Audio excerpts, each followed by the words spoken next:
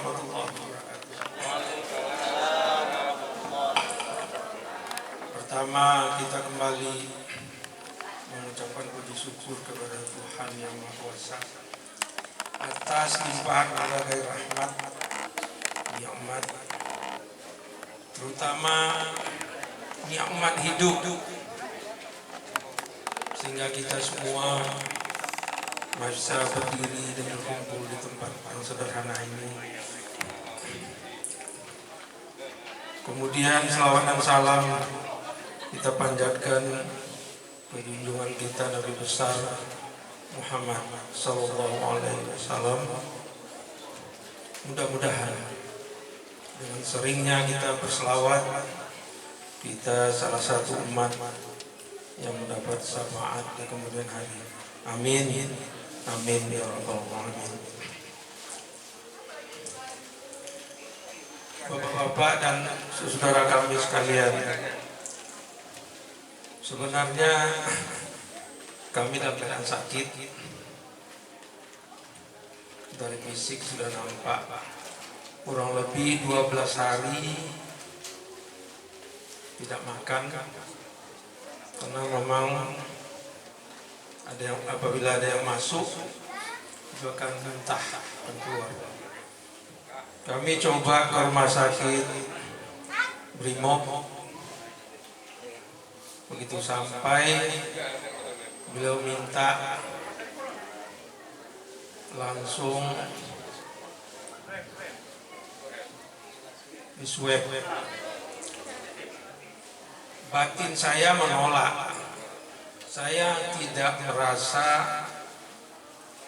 cuma saya juga salah. Soal musibah yang rame-rame sekarang itu kan sebenarnya nggak bisa kita tolak, karena ini juga umat Tuhan, umat Allah. Dimanapun dia hinggap, mungkin di situ jalannya. Akhirnya saya pulang. Saya hubungi teman dokter, kemudian beliau bilang silakan istirahat, kasih obat. 3 hari kemudian juga nggak ada perubahan. Saya undang dokter samping masjid, dokter Ayu, anak Pak Nastion. Saya minta langsung di swab. Nyatanya memang negatif, nihil. Saya bingung, ini apa sih penyakitnya? Perasaan lemas, nggak bisa berdiri. Ini berdirinya agak goyang. Tapi karena dukungan dari saudara kami, Pak Ustadz Azizi, hari ini kita bikin acara sekaligus peresmian Pondok Tapis. Insya Allah yang tempat kita ini, sehingga saya menguatkan diri untuk bisa berdiri di hadapan Bapak dan Ibu sekalian. Sebenarnya tempat ini sudah 2 kali ganti nama. Dulu pada saat saya mau pensiun 2015, teman-teman memanggil saya, mengundang saya ke sini, terutama almarhum Aweng. Itu teman saya pada saat dinas. Kata Tanju kalau pensiun mau ngapain? Saya bilang, ya nggak ada yang gendong-gendong cucu, apalagi dan namanya udah pensiun. Mau saya kasih tanah, ini ceritanya. Saya bilang mau. Tanah apa? Saya bilang kan, ceritakanlah sejarahnya. Ini XPTP, tentunya tanah negara. Apapun namanya, ini memang status masih tanah negara. Tapi negara itu adalah rakyat. Kita harus ingat, nggak ada yang negara yang bukan untuk rakyat. Sehingga saya ambillah kurang lebih ini 5.000 meter, setengah hektar. Kemudian saya bingung mau saya apain. Mau coba saya ladang ubi dulu di sini, tenaga saya tentunya tanpa izin makin lemah. Akhirnya saya sepakat dengan saudara-saudara, dengan anak, kebetulan anak, salah satu anak juga mau mendukung. Saya buatlah rumah ini, tempat ini 9 kamar, kalau nggak salah jumlah kamarnya, 10 kamar mandi, ada 4 tungku, ada ruang salat, ada ruang tamu. Saya bingung mau diapain.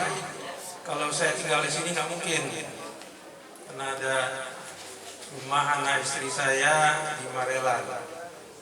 Akhirnya saya undang teman-teman, silahkan siapa yang merasa susah, termasuk kategori miskin, tanpa pungut bayaran, air listrik free, silahkan tinggal di tempat saya.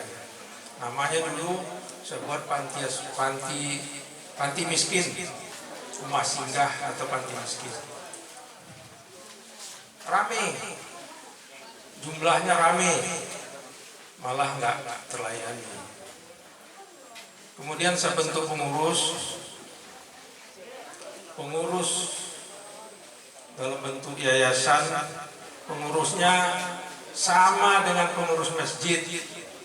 Yayasan Sari Mutiara Mandiri ini pengurusnya adalah pengurus masjid, mulai dari ketua, wakil ketua, sekretaris, bendahara, kemudian penasehat, semua orang-orang masjid. Salah satu yang selalu mendampingi saya adalah Pak Suyanto sebelah kanan saya. Jatuh bangunnya panti ini beliau mendampingi saya. Berjalan kurang lebih 3 tahun. Yang namanya sumber manusia yang tinggal di sini itu dari segala macam pekerjaan, segala macam profesi, yang banyak timbul masalah. Kadang-kadang tengah malam pun bisa sparring partner dengan istrinya. Saya ceritakan apa adanya dengan anaknya. Bahasa yang dibawa ke rumah ini adalah bahasa kebun binatang. Sehingga saya bingung, kok ada manusia seperti itu? Inilah yang terjadi selama kurang lebih 3 tahun. Rencana saya ingin beribadah, nanti ujung-ujungnya yang timbul masalah. Akhirnya saya undang para pengurus yayasan, mau kita apain ini? Saya nggak sanggup mendampingi kawan-kawan yang seperti ini. Supaya Bapak ketahui, di sekitar sini saya nggak perlu ceritakan, semua orang tahu. Yang namanya di daerah Gerapan ini semua orang tahu. Sebagian besar orang-orangnya tidak punya pekerjaan tetap dan banyak penyimpangan. Kemudian saya panggil orang-orang ini, saya minta dengan segala hormat, kalian harus keluar. Mau tak mau beliau keluar. Akhirnya kosonglah tempat ini. Tinggal hanya 2 keluarga di belakang. 6 kamar itu kosong. Sehingga saya dibantu oleh saudara saya itu yang paling duduk belakang, Pak Julid. Dialah yang memperkenalkan saya dengan Ustaz Aziz. Saya cerita panjang lebar, nawaitu saya jelas, sehingga tempat ini mudah-mudahan saya bilang bisa jadi amal ibadah di masa tua saya. Sehingga 3 bulan yang lalu, kurang lebih 3 bulan atau 4 bulan yang lalu, Pak Ustadz menyampaikan kepada saya, ini ini kita jadikan tapis Quran. Merinding saya, karena inilah cita-cita saya dari kecil, cuma belum terwujud. Saya punya anak 5. Kalau untuk sekolah dunia, alhamdulillah habis sekolahnya udah, baik dalam negeri maupun luar negeri. Tapi untuk penghafal Quran belum satu pun. Sehingga otak saya berpikir, apakah anak yang saleh itu apa harus anak kandung? Saya berpikir sendiri, apakah anak yang saleh itu harus anak kandung? Ilmu yang bermanfaat itu apakah dikaitkan dengan anak kandung? Cuma sebagian ulama berpendapat anak yang saleh itu bukan selamanya anak kandung. Anak orang lain pun ada andil kita untuk mendidiknya. Saleh dia, meninggal kita, dia berdoa dengan ikhlas. Kata Allah, saya ulangi, kata ulama sampai. Inilah sehingga timbul semangat saya. Bapak dan saudara sekalian, bangunan induk ini satu, sekarang ini udah penuh. Kalau Bapak lihat di samping Bapak ini ada joglo, itu juga baru saya buat, baru saya bangun, cuma belum selesai karena keterbatasan. Apa gunanya nih joglo? Joglo ini saya namakan joglo serbaguna. Semua kegiatan yang bernapaskan agama bisa kita pakai. Salah satu contoh seperti ini. Di belakang saudara sekalian itu ada bangunan 9 8 kali 20 45 6 kamar, aulanya besar. Itu juga terbengkalai, tapi alhamdulillah sudah saya atap. Hati kecil saya mengatakan, kalau itu udah jadi, Pak Ustadz Azizi sehat, semua santri-santri perempuan saya masukkan ke sana. Itu muat itu 25 orang. Kalau sekarang campur di sini, ada laki ada perempuan, yang laki-laki bagian belakang, yang bagian depan. Insya Allah kalau Tuhan mengizinkan, ini akan kita pisah. Sehingga lokasi ini kurang lebih bisa menampung 50 orang tapis-tapis Al-Quran, calon-calon penghafal Al-Quran. Itu niat saya. Mudah-mudahan saudaraku semua bisa mendoakan ini akan terwujud. Kemudian saya perlu sampaikan, dulu saya tampung adalah santri-santri antar jemput, diantar oleh orang tuanya pagi, siang dijemput. Nah sampai sekarang apakah masih jalan? Masih. Jumlahnya ada 18 orang. Ada yang 3 kali seminggu, ada yang 2 kali, ada yang tiap hari. Intinya kalau yang antar jemput, terus terang tidak terlalu membebani kami para pengurus. Kenapa?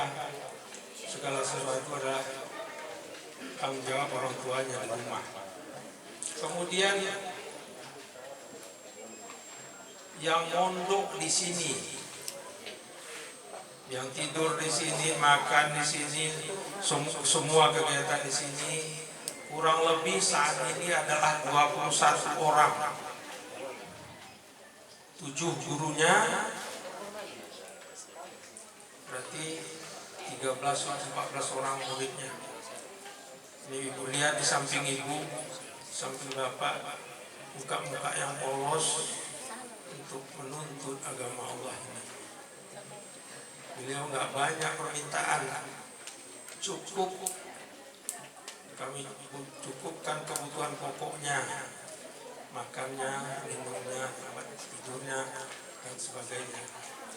Itu pun saya nggak perlu malu-malu, karena saya berhadapan dengan saudara saya, sesama muslim, sama yakin bahwa dengan Al-Quran ini akan bisa membentuk manusia-manusia yang bermoral, manusia-manusia yang berakhlak. Kalau moralnya udah tinggi, akhlaknya udah mulia, ujung-ujungnya pasti ke masjid. Pasti ke masjid. Di awal pembentukan karakter itu tempat-tempat seperti inilah. Sehingga kebetulan sama-sama kami bangun para pengurus. Masjid juga sedang dibangun. Pondok tapis ini juga sedang dibangun. Saya tidak berpikir panjang, saya jalan terus. Di mana berhenti, saya akan berhenti. Namun menyangkut kebutuhan pokok, kebutuhan mendasar, saya nggak bisa stop. Kalau pada bangunan ini saya bilang, udah kau bangunan diam saja. Nanti kalau ada duit saya, nanti ada duit pengurus, kita lanjut. Dia nggak jawab, itu pasti diam. Tapi kalau kepada anak-anak saudara ponakan-ponakan bapak yang di hadapan kita ini, itu kita nggak bisa menolak. Kebutuhan dasarnya harus kita cukupi. Sehingga saya kesempatan berkumpul seperti ini, saya akan sampaikan apa adanya. Kebutuhan dasar 21 santri dengan gurunya yang tinggal di sini kurang lebih adalah 12.600.000 rupiah per bulan. Ditambah lagi biaya antar jemput, bukan antar jemput ke rumahnya, antar jemput ke sekolahnya. Saya wakafkan mobil saya itu di belakang. Silakan Pak Ustadz ditulis mobil tabis Quran. Kalau saya sehat, kebetulan sekali jalan ke Al-Wasliyah sana, rata-rata 7 orang sekolah di sana, saya antar. Kalau untuk siang, karena mata saya juga belum kurang terang, itu adalah saya serahkan kepada Ustaz Azizi dan juga anak-anak ini. Karena anak-anak ini kita nggak tahu jadwalnya. Kadang-kadang Senin Selasa tetap muka, Rabu Kamis garing, tapi tiba-tiba nanti ditelepon oleh gurunya, Jumat nanti tetap muka. Kita terima padanya. Begitulah kondisi keadaan kita sekarang. Jadi untuk itu, dari 21 yang menginap di sini, seperti yang saya sampaikan tadi, untuk biaya kebutuhan dasar, kami dengan Pak Ustadz Azizi harus mensubsidi 6.800.000 tiap bulan. Baru murid 21 orang ini. Baru. Insya Allah ini akan terus bertambah. Gimana caranya? Saya sudah janji dengan diri, saya wakafkan pensiun saya untuk membantu kebutuhan dasar anak-anak ini. Namun tetap tidak cukup. Semua kita tahu, walaupun saya pegawai golongan 4B, pensiun saya itu hanya 4.600.000. Nggak cukup, masih kurang 3 juta rupiah. Selalu saya pesankan pada Ustaz Azizi. Ustaz Azizi juga bingung. Semua dia yang menang-menang. Jadi untuk itu, dengan segala kerendahan hati, terutama kepada saudara saya catat kurang lebih untuk sementara ini ada 8 orang ya Pak Yanto. Sebagian ada di sebelah kiri saya. mohon dukungan moral dan material berapa mampunya. Saya tidak mau anak-anak tapis ini lapor kepada orang lain kebutuhan dasarnya nggak cukup. Saya nggak mau, sehingga saya berani menyampaikan ini kepada saudara saya yang saya nilai punya kelebihan. Saya tahu pada saat membangun masjid ada beberapa orang yang punya kelebihan, sehingga disisihkan juga untuk tapis ini, sehingga tapis ini harus berjalan dan bertambah sukses. Kalau untuk pembangunannya saya siap, kalau mau nggak ada dana karena saya masih mendiri, siap saya hentikan sementara. Tapi kalau untuk perut, berdosa besar saya kalau anak-anak yang sudah saya kumpulkan ini terhambat kebutuhan dasar. Mungkin bapak-bapak sekalian berpikir, beliau ini kan punya orang tua. Betul, beliau punya orang tua. Cuma saya nggak tega kalau bapak dengar di pesantren, di tapis-tapis lain itu 1 bulan itu tidak kurang dari 750.000 sampai 1 juta. Di sini yang kami minta hanya uang rantang. Yang lain Pak Ustadz itu yang bilang tambah dengan pensiun saya yang diberikan Allah. Untuk itu dengan sekali lagi dengan segala kerendahan hati saya akan jalan nanti dengan saudara saya Pak Suyanto mendatangi saudara kami tertentu yang kami nilai punya kelebihan. Mohon dibuka hatinya, mohon dibantu agama Allah ini, jangan biarkan ini terbengkalai. Mudah-mudahan di daerah yang selama ini dianggap yang tidak mungkin akan tersiar, akan berkumandang ayat-ayat suci Al-Quran, sekarang sudah terbuktikan. Mudah-mudahan yang selama ini predikat dari daerah ini akan berubah dengan seringnya lantunan-lantunan ayat suci Al-Quran. Kalau sekarang Bapak Ibu sekalian, tidak kurang kalau saya hitung mulai dari habis subuh sampai nanti asar, itu rumah ini nggak dengar tidak dengar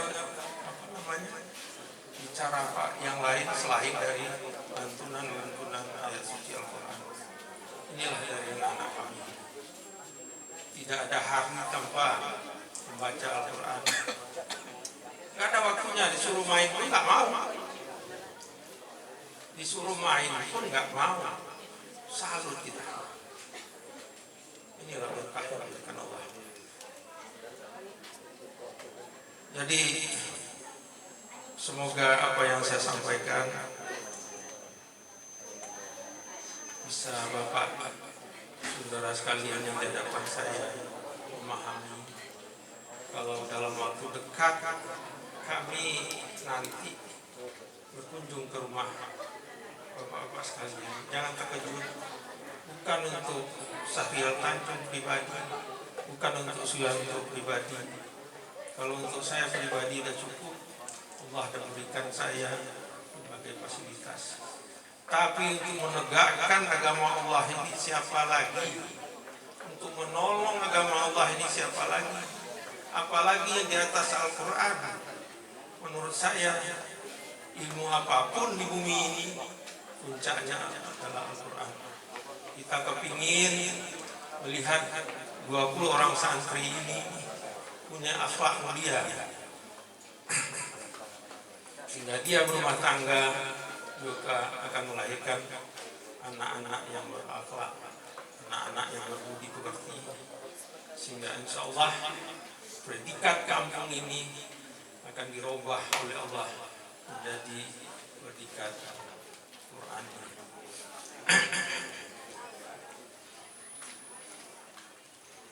Menurut saya itu Itu yang bisa saya sampaikan. Panjang lebar nanti akan diteruskan oleh Ketua Yayasan.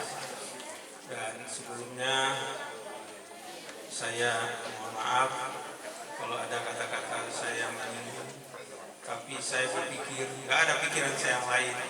Bagaimana tahfiz Al-Quran ini bisa maju, bisa muridnya bisa bertambah, betul-betul bisa dikenal kemana-mana, sehingga pada hari ini mungkin akan diresmikan oleh Pak Ustadz Ahmad Azizi, sehingga kita di kampung ini sudah ada pondok tahfiz Al-Quran.